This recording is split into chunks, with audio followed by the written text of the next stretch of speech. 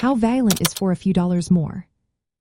When we think about the film For a Few Dollars More, released in 1965, we often wonder how violent it really is. This classic Western, directed by Sergio Leone, is known for its stylized approach to violence. It marked a shift in how violence was shown on screen during the 1960s, a decade that saw an increase in on-screen brutality in Hollywood films. In the context of the 1960s, the violence in For a Few Dollars More may seem less intense compared to what we see today. However, it was considered quite intense for its time. The film features scenes of shootings, stabbings, and beatings, but most of these moments are portrayed without explicit gore. For example, there is a scene where a character is stabbed with a long knife, but the actual act is not shown.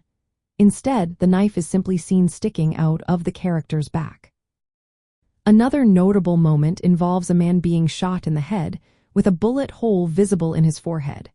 However, the amount of blood shown is minimal.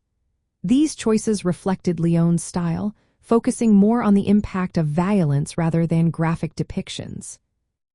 The film does contain some disturbing content, such as the implied murder of a baby and flashbacks of a rape. These elements were particularly unsettling for audiences in the 1960s and contribute to the film's moderate level of violence and intense atmosphere. For a Few Dollars More helped set a new standard for violence in Western films during this era. It influenced many films that followed by pushing the boundaries of what was acceptable on screen. This shift in how violence was portrayed was part of a broader trend in Hollywood during the 1960s, where films became more graphic and mature.